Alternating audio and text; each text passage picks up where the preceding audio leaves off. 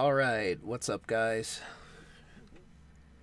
There's always this awkward delay when it comes to starting up YouTube, so the intros are always tricky. And for some reason, YouTube... Well, okay, now it's catching up. How's everybody doing? I'm just kind of waiting for chat to catch up, and I think I'm going to refresh the page because it's going extremely slow.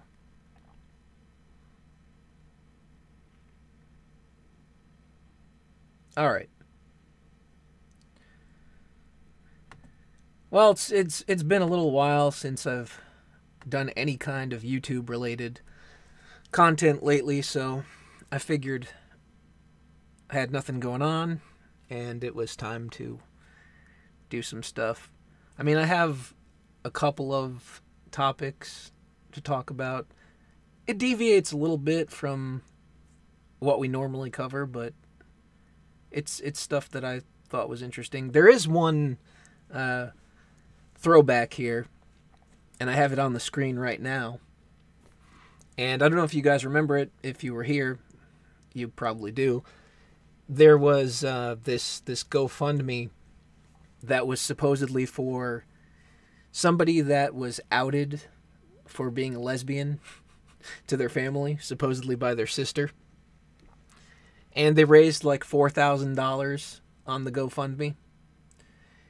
And, I said it was a scam right from the get-go because it just seemed like a very stereotypical narrative. You know, it threw in the religious, unaccepting parents. I'm poor and I'm being thrown out. And I posted about it, this is a fake. And of course, I talked about it on my stream. Turns out that the girl, or the so-called girl, disappeared. And in the comments of the GoFundMe, this is hilarious. I mean, I don't know if it's true. It's funny if it is. But yeah, it was definitely a scam. Like, I don't know if this comment is accurate, but at the very least, the account on Twitter has disappeared. And pretty much all that remains is screenshots. I haven't checked the GoFundMe account. I don't know if that's still there or not, but I imagine it's probably not, because I just saw this before I went live, so I didn't have time to, research it or anything. But what I see here is, I guess this is a comment that was left on the GoFundMe itself. It says, "This is 100% a scam. I know this person in real life. First, it is a 45-year-old male. Second, it is my uncle. Third, he doesn't work, so he uses scams like these to get money. Fourth, he is 100% straight." Oh, and he would have gotten away with it if it wasn't for that pesky niece. Coney 2012. Wow, I haven't heard anybody mention that in a long time. Do you remember that shit, though, with the stickers and the t-shirts? People on Tumblr were all about that. I remember because that's when I had a I don't want to say successful in the sense that I had thousands upon thousands of followers, but I actually had a Tumblr blog that I used to write on before I discovered that it was absolute social justice cancer. And I had a pretty decent following on there, like a dedicated core base. But then it started to get crazy. These things would seep in, and I'd kind of see that, okay, what is going on here? And that's I talked about that in a video before, but that's sort of how I discovered the whole PC culture, if you will. It started to get really bad on there around 2000, between 2010 and 2011. At least that's when I started to notice it. It could have been earlier, but it didn't seep into the circle that I was kind of in until then. And it was interesting. I even remember the first post that kind of got people upset on there. It was in regards to Halloween, and I made a joke. I took two different photos. One was kids dressed up in Halloween costumes, and then the other one was a bunch of girls dressed up in the so-called as they say, the sexy version of costumes. And I said, Halloween then versus Halloween now. And that's all I said. And somebody that had followed me for a while sent me this, huge, angry email, I can't believe you're such a misogynist, brr, brr, brr. And I just was like, what are you even talking about? It was just so out of nowhere, I just, right out of left field, didn't expect it. And then from there, it just kind of branched out where I would see people complaining about, sexism constantly and misogyny and all of the isms and ists and whatnot. That was kind of funny, but yeah, I'm not surprised to see that this was a scam.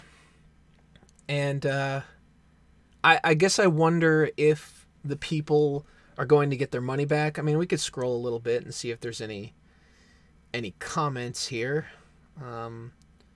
Apparently, they're after his information, which, fair enough if he stole from people. Yeah. I mean, look, it's completely possible this comment is a lie, but it also appears that the GoFundMe itself was fraudulent, which is just, it's mind-blowing. It's always crazy to me the way people just want to throw money at something to solve a problem just so they can kind of feel like they're contributing something to a good cause, when in actuality, if they don't do the research on it, they might not be doing what they think they're doing. And it kind of just falls apart from there. Hey guys, welcome. Welcome one and all. Oh, I realized I should change the YouTube top chat to live chat because I could be missing comments here.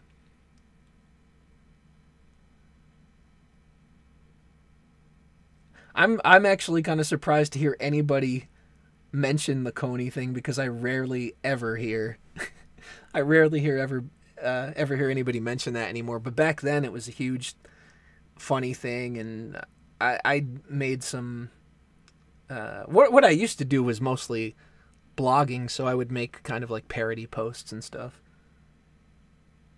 Then I kind of got into the YouTube stuff a little bit late. I mean, I would watch stuff, but I didn't really make anything. I don't feel bad for the retards that gave this obvious scam money. No, I don't really feel bad for them either. They should know better. You should be careful with your money. It's obvious. Obviously, sometimes you can get taken and you don't really see it coming. But in cases like this, it's pretty easy to at least try to look into it and see if it's legitimate. I mean, in this case, it was a Twitter account that just appeared out of nowhere with this story. Is this stream about anything in particular? I don't know yet. We'll see where it goes. I mean, like I said, I don't know if you were here, but I have a couple of things pulled up, but I'm just kind of rambling for the time being. I wanted to give an update about this GoFundMe thing, especially. A fool and his purse are easily parted. There you go. It would appear so. One of the things that I came across earlier that I wanted to talk a little bit about, and I guess I could even give some personal insight into this just because of things that I've come across myself and had to deal with. This is hilarious. So, came across this post this morning, and it's really just a springboard. It goes into a thread, and I'll go through it. So it says, stop forcing students to present in front of the class and give them a choice not to. Now, look, when I was a kid, this was like one of my worst, nightmares. It was the hardest battle to get up there in front of the whole class and kind of feel like, all eyes are on you. The spotlight's on you. You have to do it absolutely perfect, or people are going to make fun of you and you're never going to hear the end of it, kind of stuff. The things you worry about when you're a kid, right?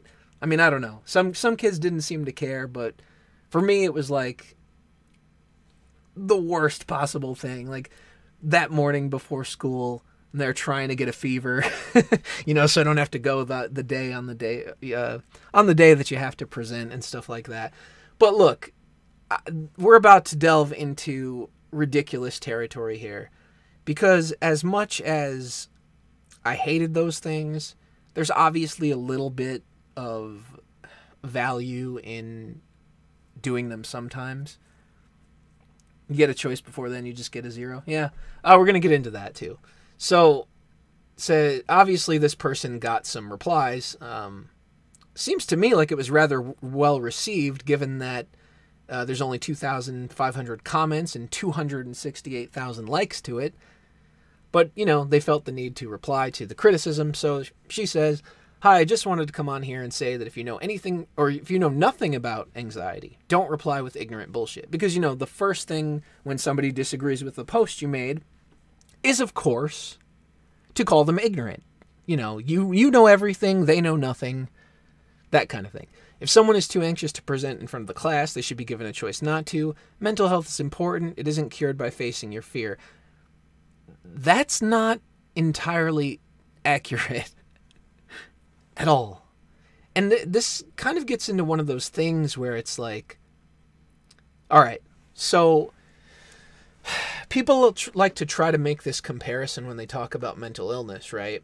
Where, if somebody doesn't treat a mental illness as though it's real, or as though it's something that needs to be treated, I've heard the comparison like, oh, well, if you have cancer, you treat it, right? It's the same kind of thing with mental illness. But then they just want to say, like, in the same breath, not to do anything about it. You're pretty much screwed. And any therapist, they don't tell you to wallow in your issues, They help you find a way to cope with the situations that make you feel uncomfortable. But I'm going to continue. If you're someone who's comfortable enough with public speaking, good for you, go right ahead. But if someone with severe anxiety would rather not to, they shouldn't feel obliged to step out of their comfort zone. For me, it makes my anxiety worse, start shaking and panicking, and it's completely normal for someone who's anxious. Yeah, when I was a kid, I actually do remember that my hands would shake like crazy. So it's not like I don't know what she's talking about, but I feel like there's this mentality now where people just want to like throw up their hands and say, this is what's wrong with me, and that's that, and there's nothing I can do. Students should be given the option to present in front of just the teacher, so it's not a huge audience of students that could make them nervous, uncomfortable, even worse, cause them to have a panic attack during class. All right, look, I don't think that this thing about presenting in front of the teacher is actually that unreasonable. But then, it could also go into the territory of it being kind of viewed as like a special treatment sort of situation. She says, I'm saying this based off of personal experiences. It's not like I'm making shit up.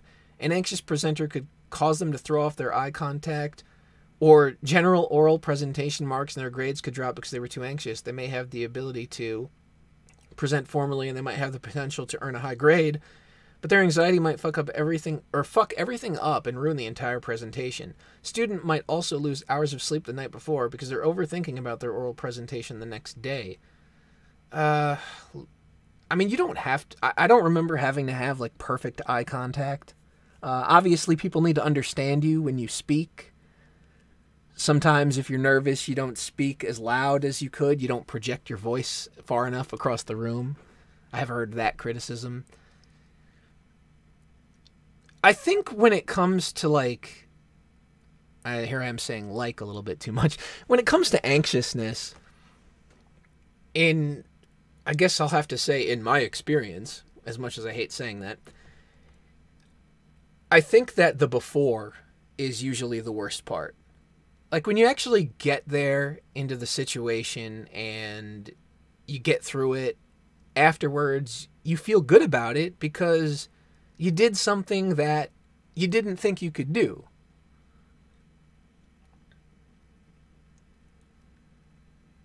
found a channel when I was trying to get into chiptune making years ago, and this guy had instructions and mandates on how you can communicate with him. I remember that guy. You don't have to go all gung-ho like how I tell my mother it's all a process. Teacher can understand when a student is nervous. Yeah, I mean, I would think a lot of this has to do with communicating to your teacher. I don't really think this is as big of an issue as she's making it out to be. We all kind of have to go into situations that make us feel uncomfortable sometimes. So there's a couple more here. So yeah, it is that deep for some students with anxiety. If your mental illness isn't as bad, then you should be grateful. But just know that there are people out there who would feel much more comfortable finding another way to present their work. Well, sometimes there isn't another way. I mean, that's kind of just life, right? I should also mention that by anxiety, I meant diagnosed anxiety. If you have been told by a professional that you have anxiety, especially glossophobia, then this is who this tweet is talking about. For everyone who's been telling me that anxiety isn't an excuse for not doing something just because you don't want to, here's a few examples of the DMs I've been receiving. So I guess she's just showing off replies, that agree with her, and they're kind of telling their horror stories. And look, I get it. This shit sucks. If you're a nervous person, it's not fun. It's terrible. But remember, I want to say that, like, I understand that mental health causes problems. It causes things to be a lot harder than they should be. But at the same time, this pandering, this coddling to the extreme degree, it's not helping anybody. It's making people collectively weaker because they just kind of think like, oh, well, now I have a way out. I just have to say that, this triggers me so much, then I don't have to do it. And this is coming from me, a person who, back when I was in school, sometimes I would just skip school because the overwhelming feeling of, nervousness, or I guess maybe you'd call it a fear of what? I don't know. The unexpected, I think. I think it was just the not knowing. You go into an environment and you don't know what to expect. And that is obviously scary for some people. But being able to do it and say, I was afraid of this, and I went and I was able to do it, that makes you feel better about yourself. That makes you feel better about your situation. It shows you that even if you have a problem, there's something that you can do about it. And it's not the worst thing in the world. Embarrassment is one of those weird feelings, right? It's one of those feelings where it's like, when you're in that situation, you feel as though it's one of the worst possible things to ever happen to you, right? But if you put it into perspective, what's the worst that happens? Somebody laughs at you.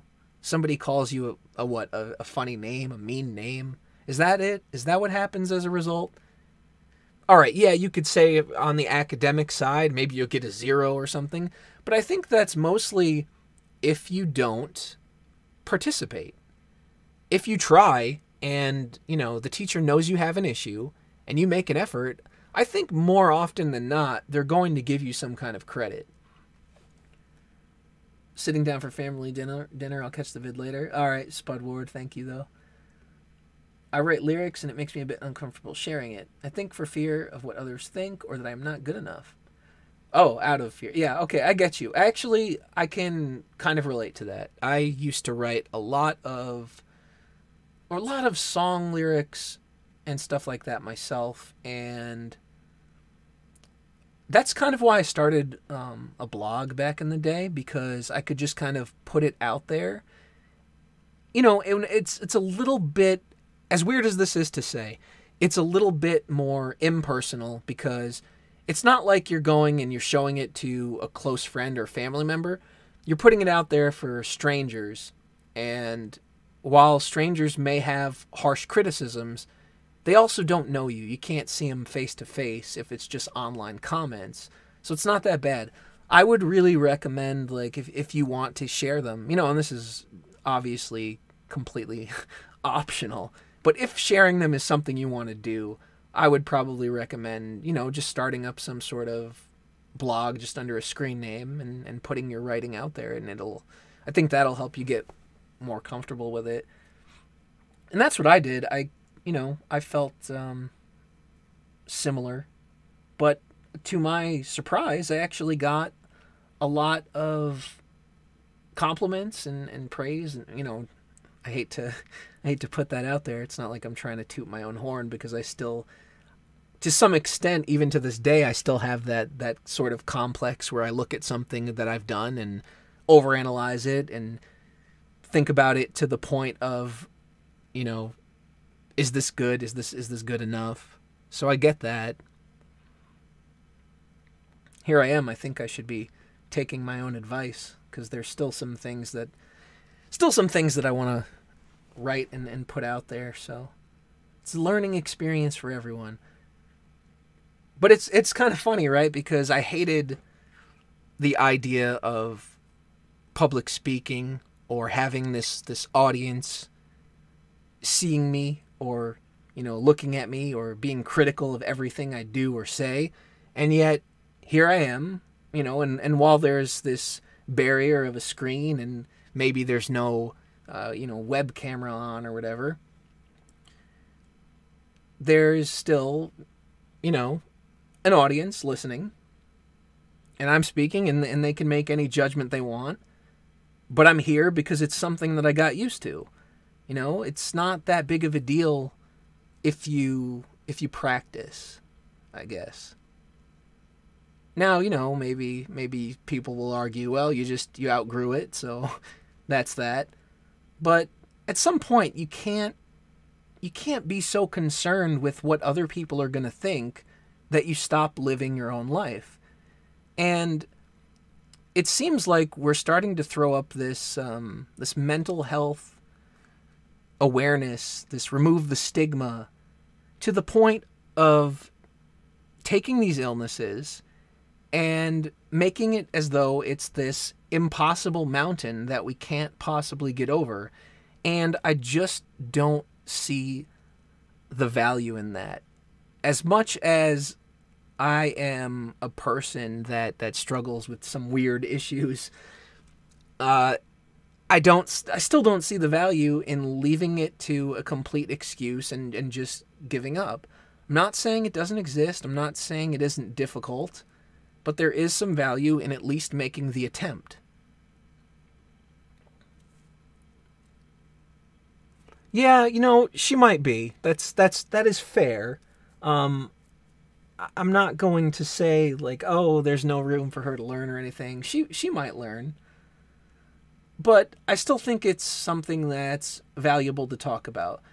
Obviously, this is the original post, I would say, is a more childish expression. Like, I just don't want to do this, so I should have the excuse not to, or the option not to, right? We all have things like that. Hell, even as an adult, there's plenty of things that we don't want to do, and if we had the choice not to, we wouldn't do it.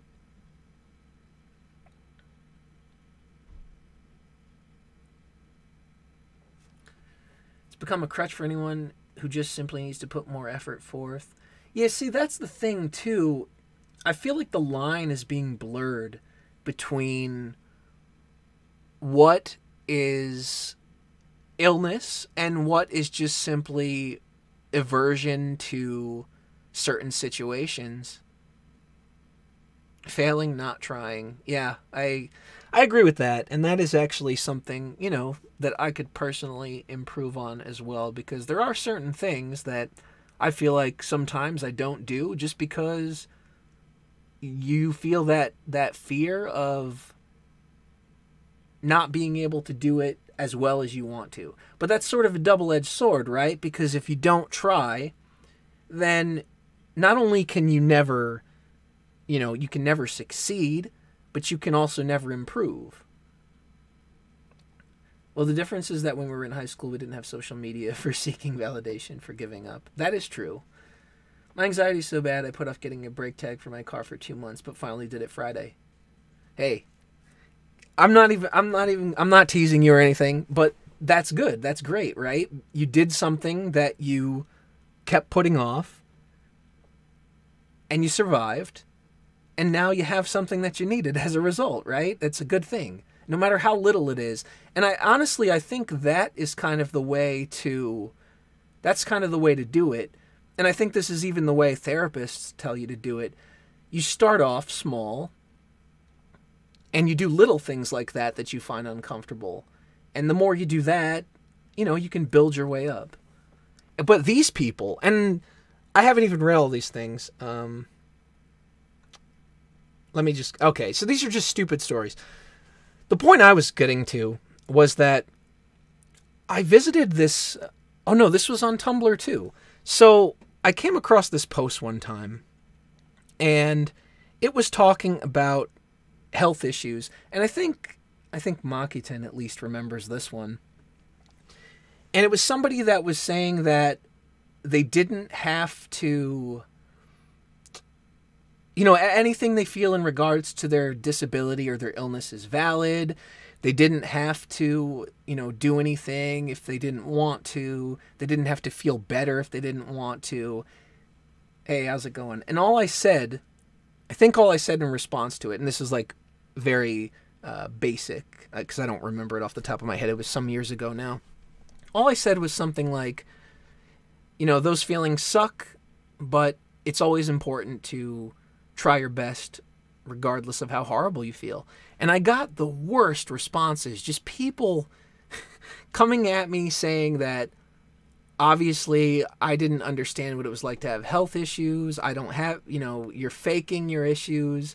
You must not know what it's like, blah, blah, blah. All these crazy things. And I actually have, a decent list of health issues of my own that I deal with. And I wasn't putting that out there really complaining about it or anything. It was just more of, I chimed in with an opinion. And they didn't like that. And so apparently all feelings in regards to disabilities and illnesses are valid, unless, of course, you say something about, not agreeing with what they said. If not giving up is a bad thing, why even keep living? It doesn't make any sense. All those people that were sitting there circle jerking themselves about how they don't have to do anything and they can still feel proud of themselves. Like, why even live? Why get up? Why do anything? Why breathe? There's no point. I'm a senior with GAD, and most anxiety can be cured by the thought that every kid in high school feels like this too. Yeah, I mean, look, there are a lot of people that feel nervous about all these social situations. I think it's pretty normal. Oh man, it's like the hashtag health at any size. It only took Kevin Smith having a fucking heart attack to get him to lose weight. Yeah, and I mean, that's crazy. He's like half a person now. Or half the person he was, rather. Terrible that it takes something like that, but, at least he was lucky enough to still be here to be able to change it. Whatever damage is done, on the inside, who knows? I don't know how good his chances are of having a long life now because of, not treating himself so well throughout the years, but hopefully he'll be able to enjoy the fact that he turned things around. But yeah, I can't get behind this stuff. As much as I understand that health issues and disabilities and things like that can be, demoralizing and debilitating, and when you're in pain, you don't want to do anything, you hate life. It's still important not to sit around with other people and just be like, oh yeah, let's give up. Make these excuses and later on they don't feel any pride in themselves. Yeah, I mean, it's hard to do that when, well, it's hard to feel that when you don't try. And that's why I feel like there's a lot of these movements that kind of offer that validation to people that have kind of prided themselves on not trying. You know, like Toolbox, he said there, the health at any size. Those are people that are huge. You know, they clearly eat a lot. They clearly don't exercise much, if at all. And they want to feel proud of something, but they haven't done anything to feel proud. So along comes this idea that I can be as big as I want and I can be as gluttonous as I want and still be proud of myself. And, you know, there you go. Instant pride. You don't need to work for it. Is Boogie even losing weight anymore? I don't know. I haven't paid much attention to him, but to be honest, when I've seen him cross my feed, I haven't seen him talking about weight loss. I feel like that's probably off the table for a little while because of that whole breaking his arm thing, right? Can't really exercise much when you're doing that. I don't know how much exercising he was doing before that. Sounded to me like he was walking and stuff, which is good for someone that hasn't been able to for years. Probably not. He's got too much positive reinforcement on Twitter/YouTube. He could log off and focus on himself, but why bother? The internet gives him the feel goods. There is a lot of that. And nobody really wants to talk about the, or at least, I'm not going to say nobody, because I'm sure there's somebody out there. There's some people out there. But a lot of people don't want to talk about the detriments of social media and having so many people either, you know, crapping on you or validating every little thing you do as though it's golden. How important is a good diet and exercise for a healthy mindset? I would say it's, I can't give you like a real percentage or anything, but I think it's a decent portion, because when I don't eat well and I kind of go, kind of fall off the wagon a little bit, as much as I enjoy the, the taste of a good dessert or something, if I overindulge in that, I really feel terrible afterwards. So it definitely plays into your mindset. Hey, welcome, Momo. Yeah, Winter Fresh has got you covered there. Exercise is extremely important for a healthy mindset. Yeah, that too. That's something that I definitely have come to realize for myself as well. If I feel like I don't get much exercise even for a day, there's a noticeable difference.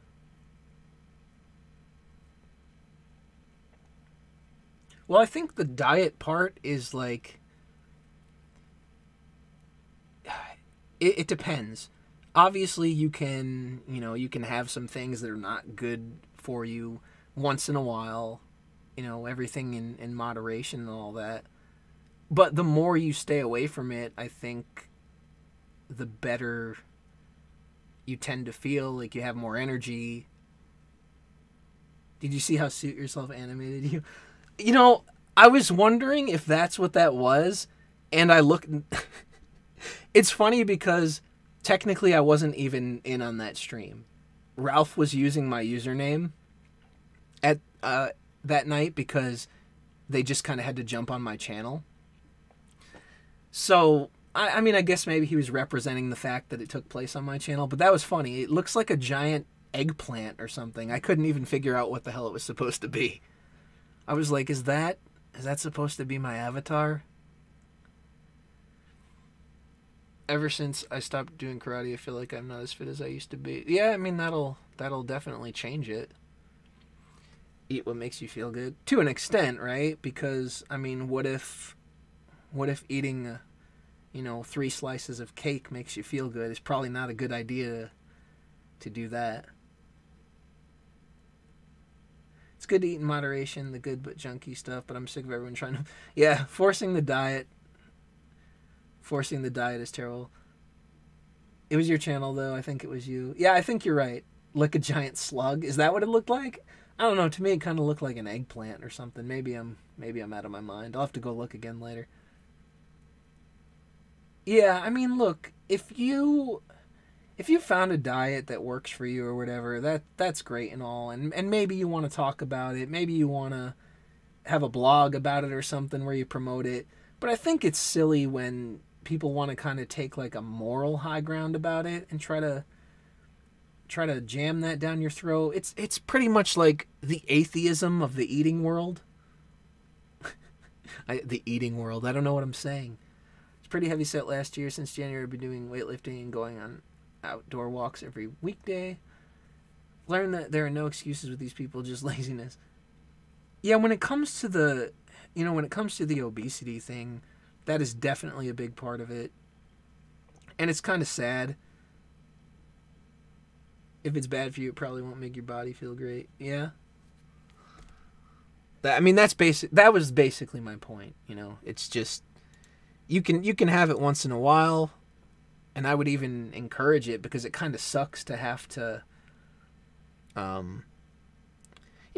unless you have a legitimate medical problem like diabetes or something where you're going to go into a coma if you eat something sugary.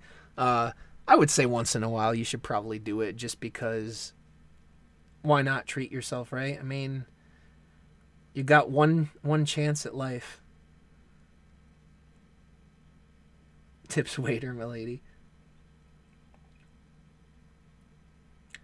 If I had a garage that was worth a damn, it would be nice to have some equipment in it like that, but nope. Okay, so I think we kind of beaten this to death. The other thing here that I had, I just thought it was so ridiculous. So I came across this advice column, and I'm sure you could see the headline because it probably popped up by now, but my drinking is out of control, and I had sex with a guy I just met. Was it rape? So wait. I mean, does anybody see the contradiction there? I had sex.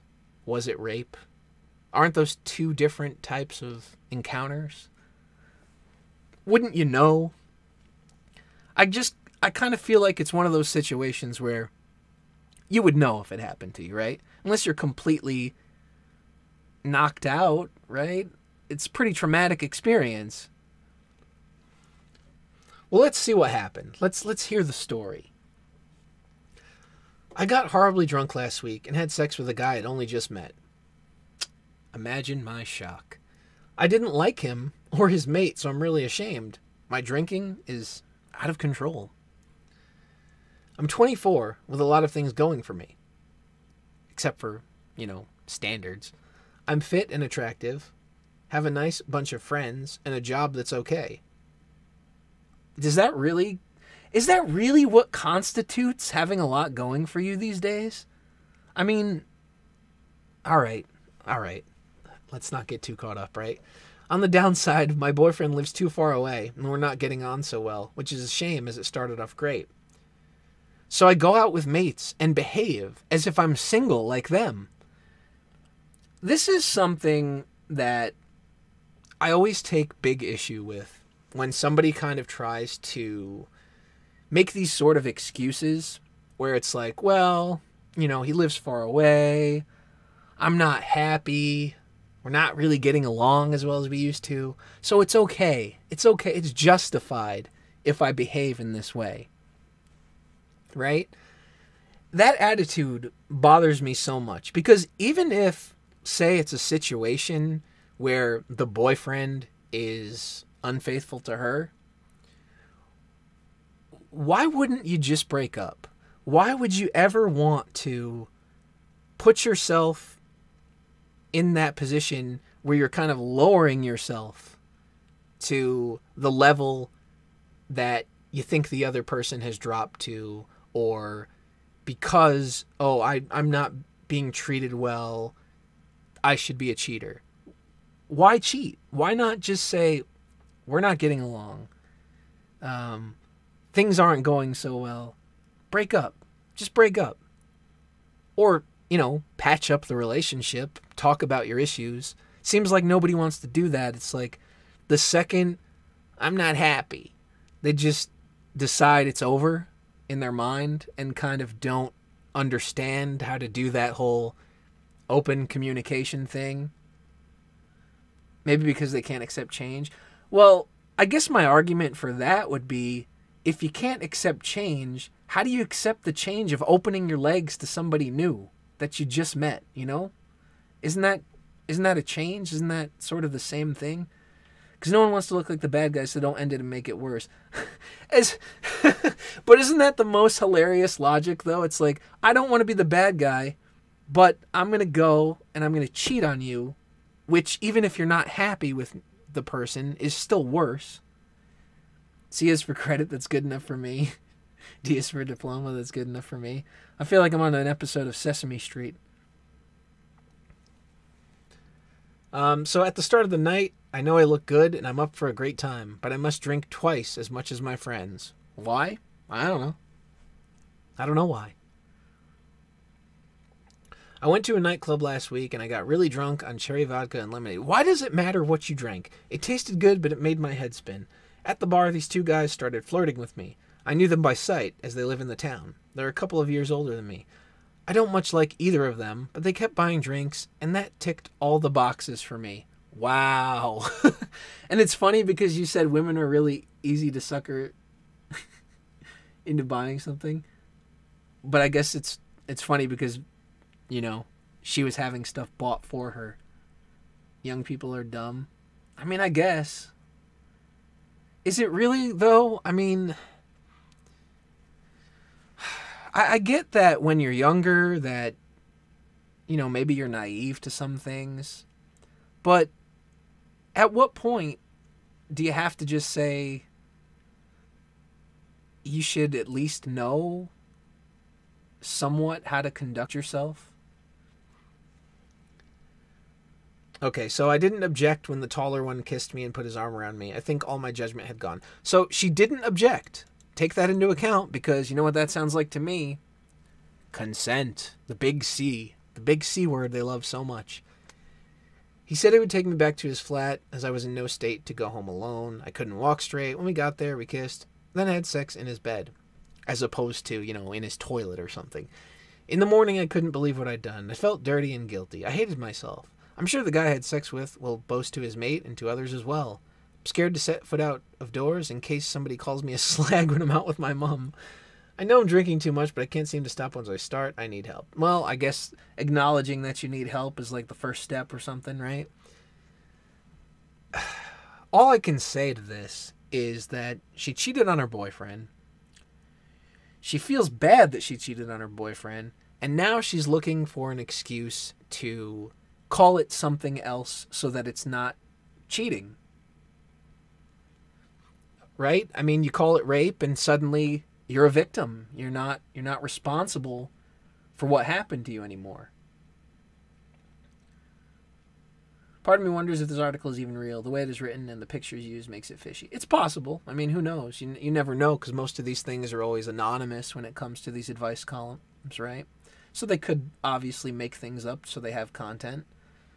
But the sad part is that it's not, you know, it's not something that seems far-fetched to me anymore.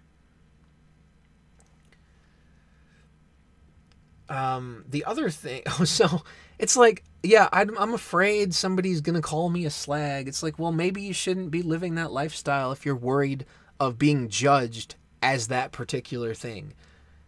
I don't understand these people. I mean, maybe there's a lot of other things that go on in their lives that make them have these sorts of judgment issues, but, you know, why isn't there... It seems like a lot of people are lacking a good support network, whether it's like their family or friends, just someone that is going to be like, hey, you're fucking up. Maybe you should not do this. Maybe you should stop. The sun, yeah, select out.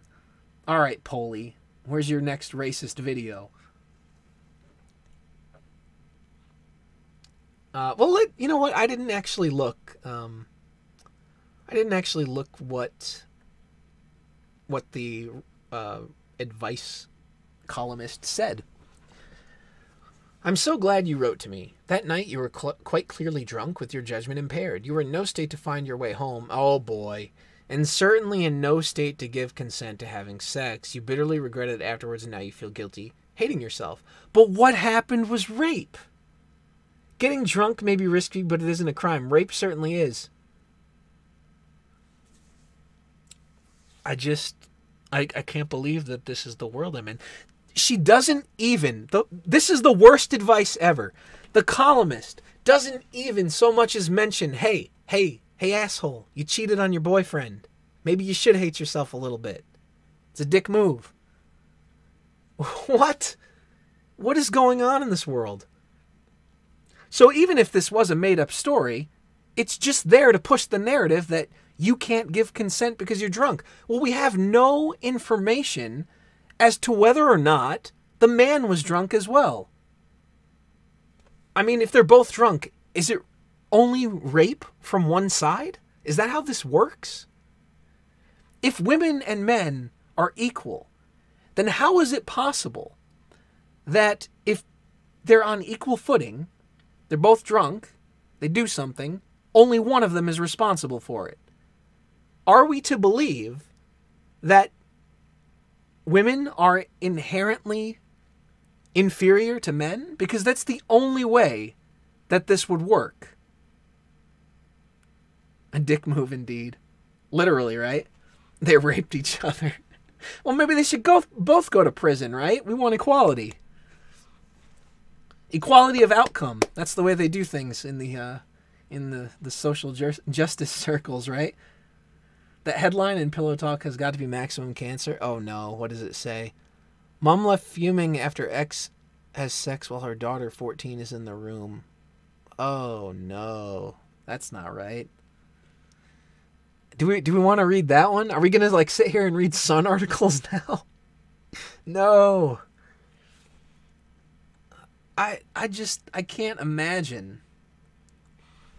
I can't imagine giving somebody this kind of advice. I mean, look. Oh, and please don't keep drinking so much. You know it's a problem for you. So make up your mind to reach out for the help that you need. Pathetic. Absolutely pathetic. This woman should be banned from giving advice because she is clearly unqualified to do so. I don't care what she says her experience is. Fuck her. Only not literally, because she'll write to you that it's rape. So you do want me to read that? All right, I'll go. We'll take a look, I guess. There's really only one more thing that I have pulled up, so this is kind of a good filler, I suppose. Oh boy. All right, prepare yourselves. We're in tabloid territory now. Except these aren't even celebrities, they're just random people. Mom left fuming after ex has sex with his girlfriend on family holiday while her 14-year-old daughter is in the room. Because parenting. Is that how you do that? The dad took his daughter to the seaside over the bank holiday weekend, and they were all sharing one bedroom. Oh boy. All right. Posting on Mum's Net. What the hell kind of name is that? Cleaner Rates? Explained her 14-year-old went to the seaside with her dad. I guess it's a screen name. New partner and their 10-month-old son over the bank holiday weekend. The family all shared one room during the break, and her daughter was left mortified when she woke to hear her dad having sex on 2 different nights. Oh, that's awkward. The mom revealed first time, she said she was facing the wall drifting off to sleep and heard them having sex. Second time, she was facing out into the room, half woke up with a cramp in her leg, wanted to turn over, but saw they were having sex and shut her eyes, and didn't dare move, as she didn't want them to know she saw anything. I'm fuming. Dear daughter said they came back from both nights out extremely drunk, so don't know if they were both so pissed. What? Is that pissed? They weren't with it, but what the actual fuck? Oh boy. Oh, so here's a snap of the post. So I guess it is a real post based on a real post and they didn't just make it up. But that doesn't mean that the person who wrote the original story didn't make it up, right? This is terrible. What is Mum's Net? I don't even know what that is. I guess it's some parenting website, maybe? She took to Mum's Net to vent about the issue. You know, I get that would be really awkward for a child, but you should make them feel uncomfortable. Make them feel uncomfortable. Be like, hey dad, hey slut. And then just maintain eye contact the whole time, right? Make them feel the shame. No, I don't know. It's just, I don't know what's wrong with people. Although I did hear some terrible stories from someone I knew once. I won't name any names or anything like that. Not that anybody would know, but just on the off chance. And she told me that she used to sleep in her parents' bed sometimes. She was like 4 or 5 years old. And would wake up during the night to her parents, you know, doing their thing. And they'd just kind of like, instead of stopping when they realize they're awake, just kind of like push her to the side. And I'm just thinking to myself, what am I supposed to say to this? Am I supposed to laugh? Should I laugh? I don't know. I just don't understand. Oh no. You're right, the side pictures. Well, they're covered, right? All right, well, let's see. I'm going to continue reading. Have you told me who this person is? Yeah, I believe I have. And I'm sure you know. I'm just so bloody shocked, upset, and disgusted. I couldn't believe what I was hearing. He's been a good dad. To make matters even worse, the inappropriate sessions came after 2 boozy nights out for the couple. According to the mum, it drives me crazy to say that, by the way. I know it's a British thing, but I can't get used to it. They left the 14-year-old alone to babysit and eat KFC while they went out for dinner and drinks. She added, okay, some might say at 14, dear daughter is old enough to babysit, but they were all supposed to be on a holiday together. The mom then revealed her dilemma, writing, why does she have to call her dear daughter? Dear daughter has made me promise not to say anything to her dad as she doesn't want them to know what she saw/heard anything because she's embarrassed, upset, and spends every second weekend with them, so doesn't want any awkwardness. Yeah, but isn't this kind of thing just going to keep happening every time they go off on vacation together and don't spring for the extra room? What a bunch of cheapskates, by the way. Going on holiday and you can't even spring for the extra room for your child, your teenage daughter.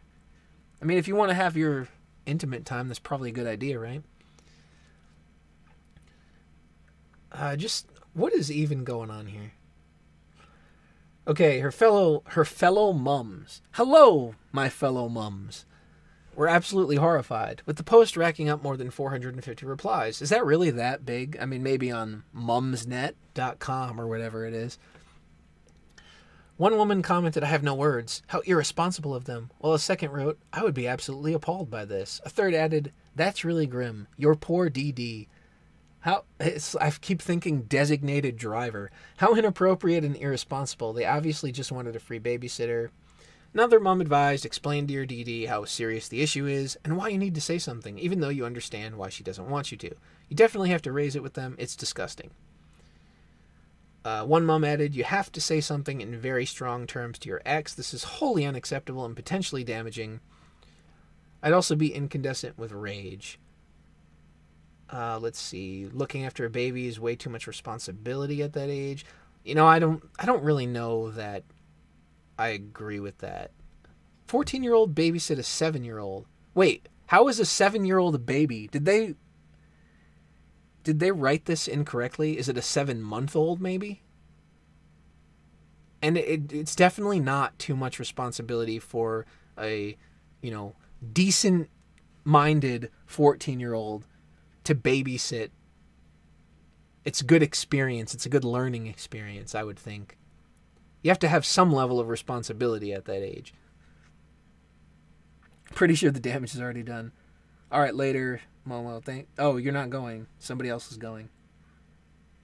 Red Feather, if you left already. Sorry I missed you, but thank you for being here.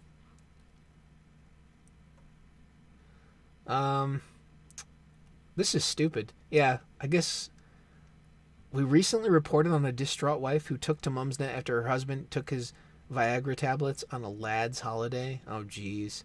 All right, we're done with this. We're done with this website. This is terrible. I thought it was an 11-month-old. They can't keep the age straight, I guess. Let me see the original post. I know it doesn't matter, but I'm very confused now. Huh. And maybe I'm just missing where they said the age the first time. Looks like they didn't mention it before. Oh. A 10-month-old baby brother. So where are they getting 7-year-old from? I don't know. These people are out of their minds. Maddox, yeah, they're comparing sitting a 7-year-old versus sitting a baby. Oh, maybe I just read it wrong then. All right. Well, the last thing here that I wanted to go over a little bit.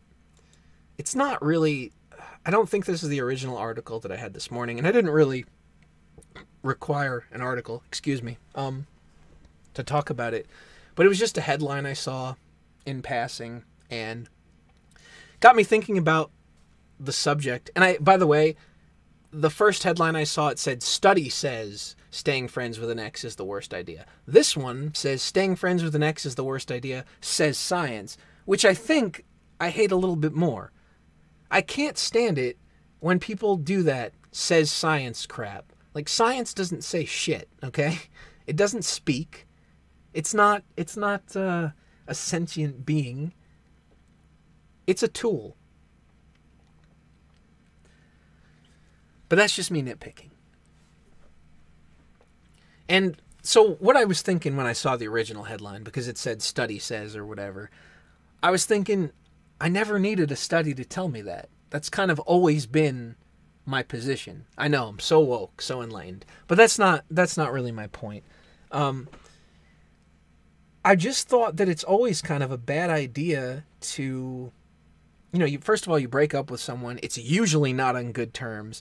And I think that when people try to say, like, oh, we broke up on good terms, usually what that means is we never really had out the argument, or we never talked about our actual issues. So instead, to save face, we just decided to say, we're going to break up on good terms, and we're still going to be friends afterwards. How do you go backwards like that? How do you go from, being intimate with one another and then just going backwards like, oh, well, now we're just friends, and we can pretend we've always just been friends?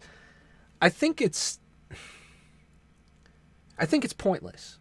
I know there are some people who very much disagree, and they'll say, but I have a friend who's an ex, and we're really good friends, and but a lot of the times what I see is I see people that want to pretend as though there is some sort of higher life form for being able to maintain a friendship with an ex, when really what it seems to amount to, and I'm speaking generally here, and I know there's going to be some circumstances that are different, but what it seems to amount to is that they're just trying to save face. They never really had out the issue or the argument. They never hashed things out. And what I see also is people complaining, oh, I can't find someone nice. I'm looking for a nice person, looking for a nice guy, or some shit like that.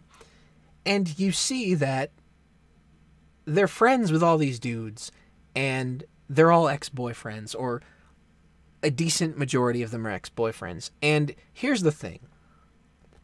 That's a lot of baggage. It looks like you're carrying around baggage. If you're a guy, and look, I mean, I'm sure there's probably, women probably feel this way too, but I'm just speaking because, I'm a male. As not obvious as that probably is to some people sometimes. Self-deprecation is the way to go. But no, if you're a guy, the last thing you really want to do is kind of get involved with a girl that's seeing, being friendly with all these dudes that she used to bang, right?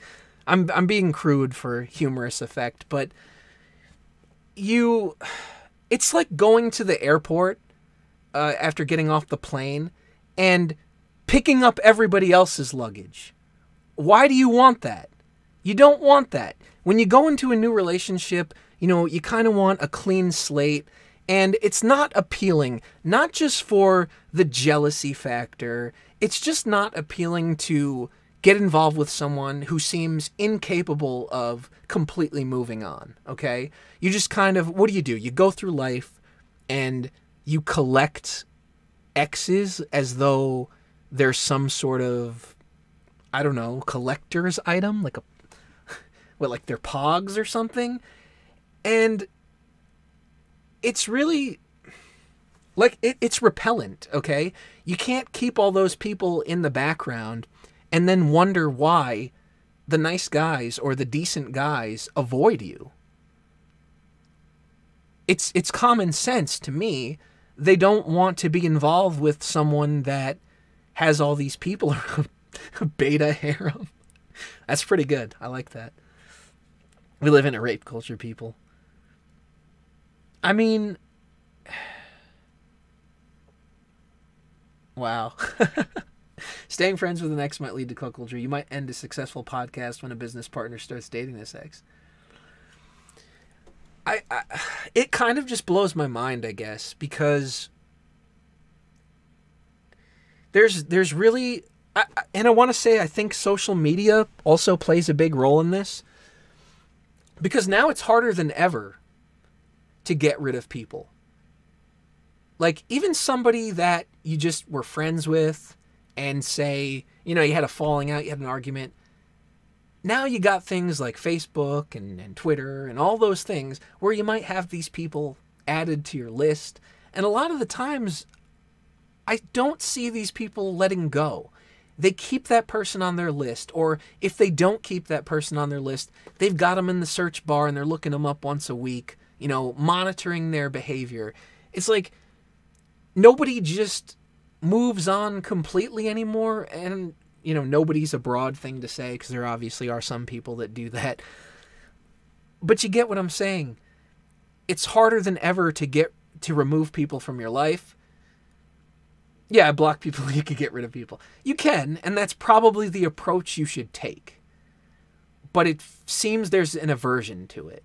Because on one hand, you don't want to be seen as the mean person or whatever. And then on the other, people love to just kind of spy on each other and see what's going on. And that's not necessary. The best thing you can do after a breakup is be concerned with yourself and kind of building yourself back up to a point where you're at least relatively happy. You don't need to be constantly obsessing with everything an ex is doing. In fact, it's better if you don't know anything that they're doing, because then you don't have to think about it. The out of sight, out of mind is a saying for a reason. Okay? It works. It's not fun in the beginning, but you get used to it. And you have to get used to it if things are over.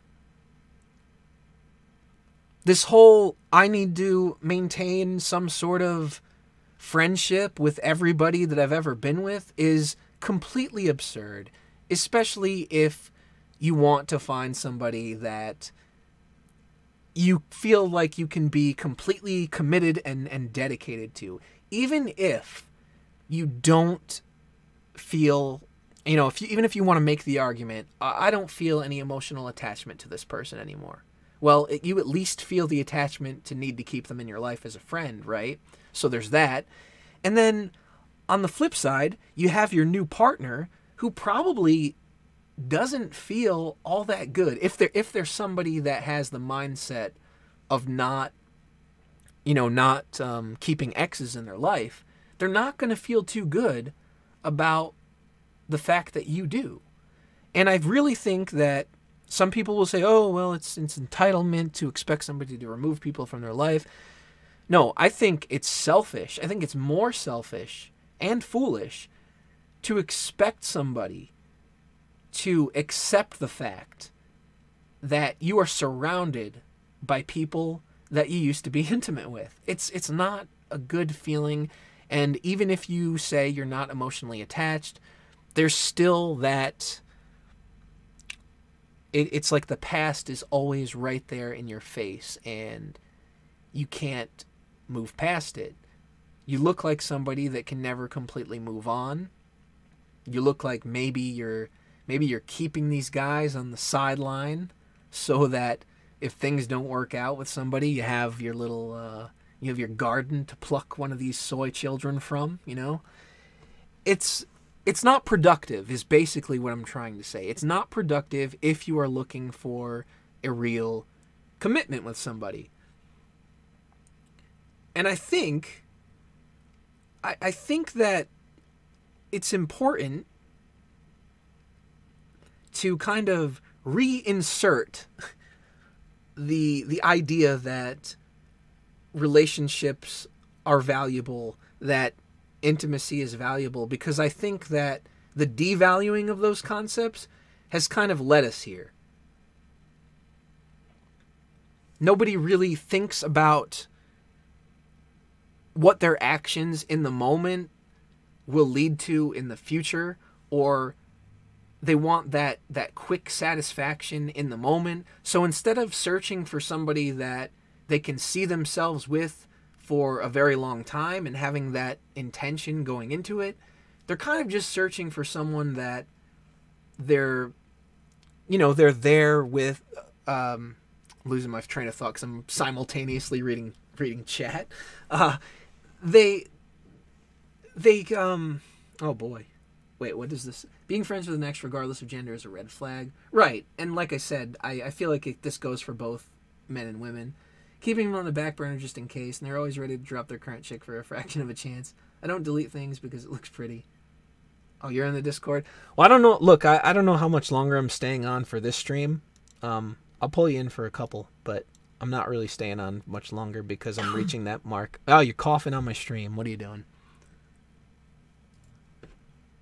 Oh, jeez. Yeah, what have you done? I'm sorry. Screw the whole thing up. You're kicked. That's it. No. Oh, Banned. not again. Ugh. Happens every time. I'm shocked I don't get blocked more on Twitter than because I never get blocked. It's very strange. Have you been assaulting people with your problematic opinions or what?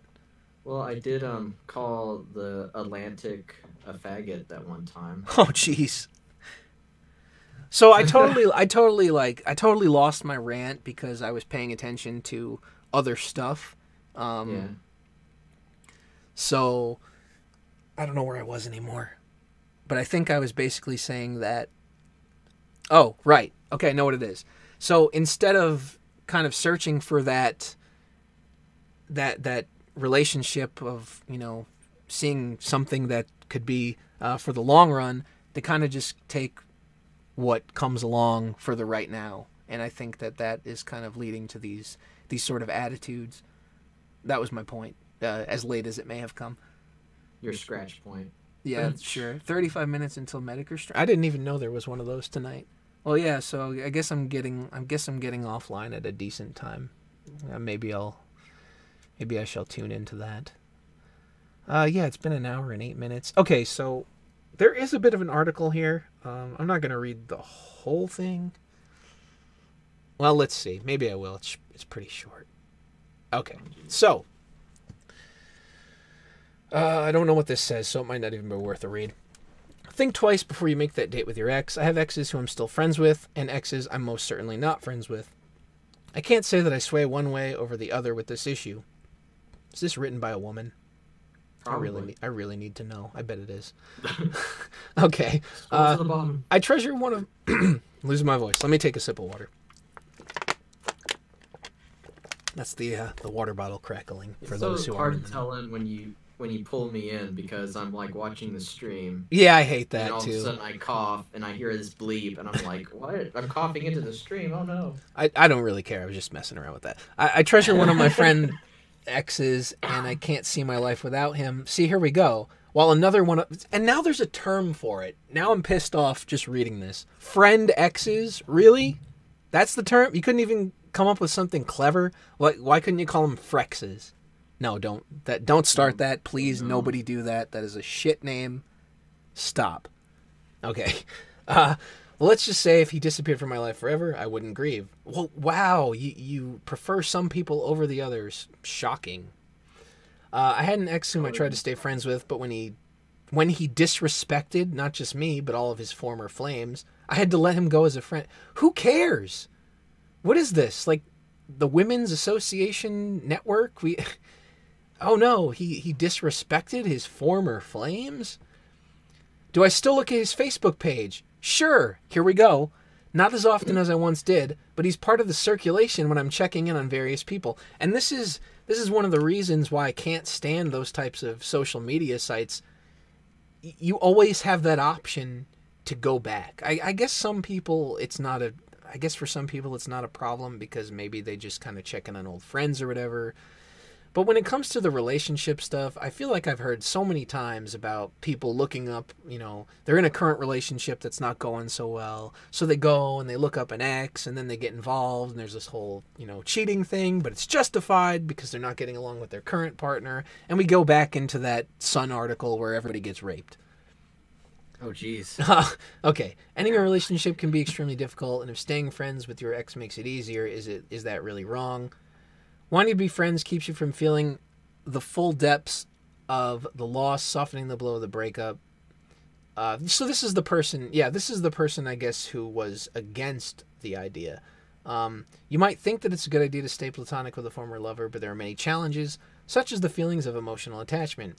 Atwood says you may feel that this person knows you better than anyone else. Even if you're not sexually attracted, you may still want the emotional intimacy that you shared, which is so stupid because you can't start to get over things if you're not fully moving past it. Well, couldn't you find another person and rebuild those emotional intimacies with them? I don't understand. No, it's not justified. Yeah, I agree. Obviously, I was, being